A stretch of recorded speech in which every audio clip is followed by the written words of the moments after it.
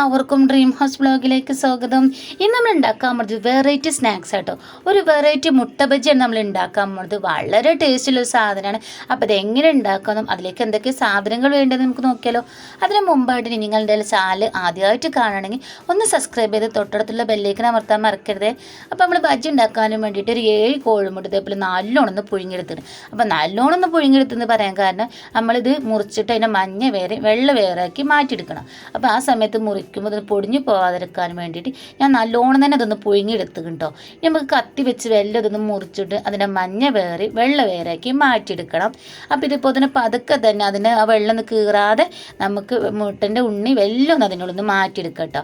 അങ്ങനെ നമുക്ക് ഫുള്ളായിട്ട് ഇതൊന്ന് ചെയ്തെടുക്കണം. അപ്പോൾ മഞ്ഞ എടുക്കുമ്പോൾ പ്രത്യേകം ശ്രദ്ധിക്കണം. നമ്മൾ സ്പൂണോ അതിൻ്റെ കൈ വെച്ചൊക്കെ എടുക്കുകയാണെങ്കിൽ മുട്ടൻ്റെ വെള്ളം നമുക്ക് പൊട്ടിപ്പോകാതെ നമുക്ക് വൃത്തിയിൽ കിട്ടണം. അപ്പോൾ നമുക്ക് ഫുള്ളായിട്ട് ഇതൊന്ന് ചെയ്തെടുത്താലോ. അപ്പോൾ ഞാൻ ഫുള്ളായിട്ട് ഇതൊന്ന് ചെയ്തെടുത്തേക്കണം വൃത്തി തന്നെ. ഇനി നമുക്ക് അടുപ്പത്ത് ചെറുതായിട്ടൊരു പണിയുണ്ട്. അപ്പോൾ നമുക്ക് നേരെ അടുപ്പത്തേക്ക് പോകാം. അപ്പോൾ അതേപോലെ അടുപ്പത്ത് ഞാനൊരു പാന് ചൂടാകാൻ വേണ്ടി വെച്ചിനി. അത് നല്ലോണം ഒന്ന് ചൂടായിക്കണേ. അതിലേക്ക് കുറച്ച് ഓയിൽ ഒഴിക്കുക. അത് നല്ലോണം ഒന്ന് ചൂടായി വരുമ്പോൾ നല്ലോണം ചെറുതാക്കി, എത്ര മാക്സിമം നമുക്ക് ചെറുതാക്കുക അങ്ങനെ അത്ര ചെറുതാക്കി അരിഞ്ഞ സവോള, ഒരൊറ്റ സവോള, ഒരു ചെറിയ കഷ്ണം ഇഞ്ചി ചെറുതായിട്ട് അരിഞ്ഞത്, ഒരൊറ്റ പച്ചമുളക് ചെറുതായിട്ട് അരിഞ്ഞത്, പിന്നെ കുറച്ച് മല്ലിച്ചപ്പ് അത് നല്ലോണം ചെറുതായിട്ട് അരിഞ്ഞത് അതിലേക്ക് ഇട്ട് കൊടുക്കുകയാണ്.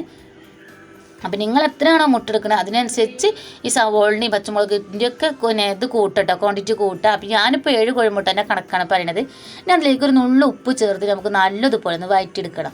അപ്പോൾ നല്ലോണം ഒന്ന് വഴറ്റിയെടുക്കുക. അവരുടെ ഉള്ളിലേക്ക് നല്ലോണം ഒന്ന് വെന്ത് കിട്ടുന്നെ വേണം.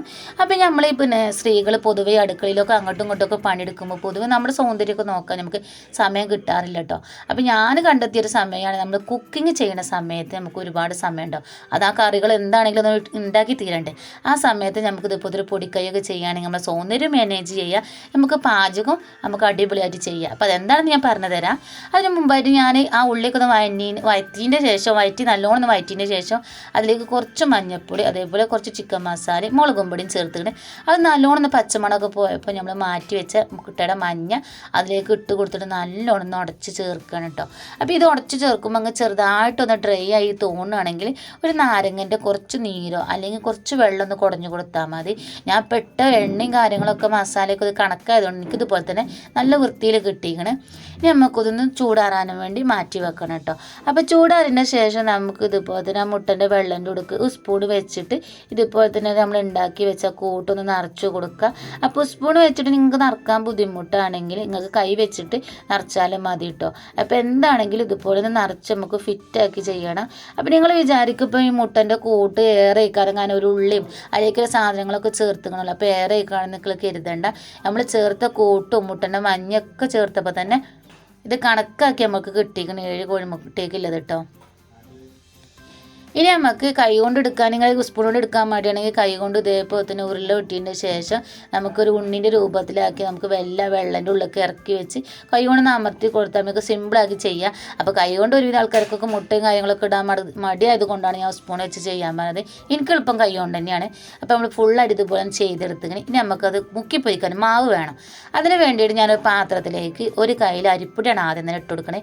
ഈ അരിപ്പൊടി ഇടുമ്പോഴാണ് നമ്മളെ ബജിയൊക്കെ നല്ല ക്രിസ്പി ആയിട്ട് കിട്ടുന്നത്. അപ്പോൾ ഞാനൊരു കയ്യിൽ അരിപ്പൊടി ഇട്ട് കൊടുത്തേ. അതിനുശേഷം അതിലേക്ക് 2 കയ്യിൽ കടലമാവാണ് ഇട്ട് കൊടുക്കണം കേട്ടോ. അപ്പോൾ 2 കയ്യിൽ കടലമാവിന് 1 കയ്യിൽ അരിപ്പൊടിയാണ്, പിന്നെ ഒരു 1.5 കയ്യിൽ മൈദ വേണം. അതിന് മുമ്പായിട്ട് നമുക്കൊരു ചെറിയൊരു പാത്രത്തിലേക്ക് കുറച്ച് കടലമാവ് ഇട്ട് കൊടുക്കുക. അതെന്തിനാണെന്ന് ഞങ്ങൾക്ക് പറഞ്ഞുതരാം. ഇനി നമുക്കൊരു 1.5 കയ്യിൽ അരിപ്പൊടിയും കൂടി നമുക്ക് ആ പാത്രത്തിലേക്ക് ഇട്ട് കൊടുക്കണം കേട്ടോ.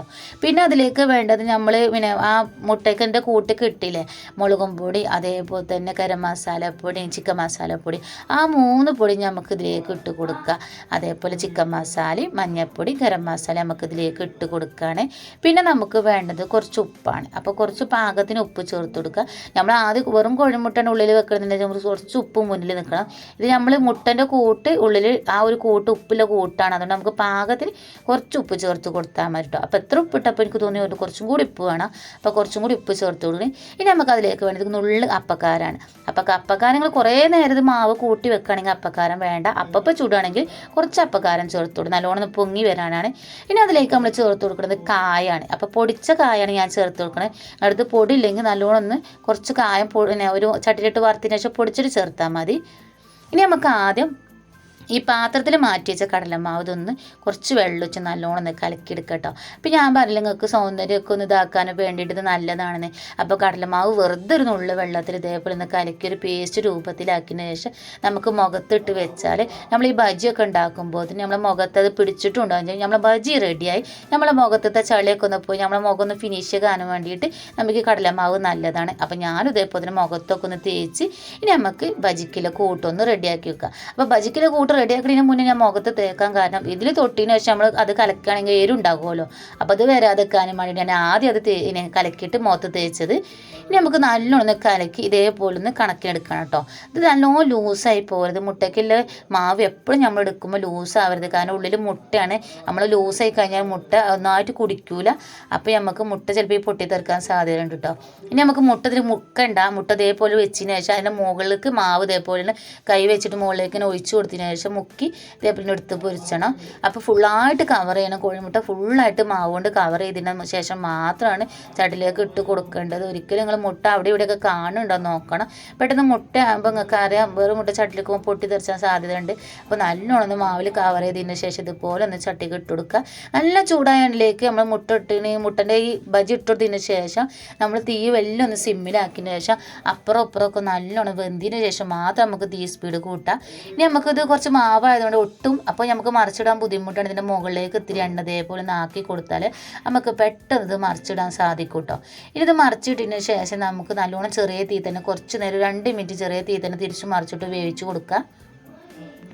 ഇപ്പം നമ്മൾ ഉള്ളും പുറമൊക്കെ നല്ലോണം വെന്തിട്ടുണ്ടാവും. ഇനി നമുക്ക് തീ കൂട്ടിയതിന് ശേഷം നല്ലോണം നെരിച്ചെടുക്കുക. അപ്പോൾ പുറത്തും നെരിഞ്ഞിട്ടുണ്ടാവും, ഉള്ളിൽ നല്ലോണം വെന്തിട്ടുണ്ടാവും.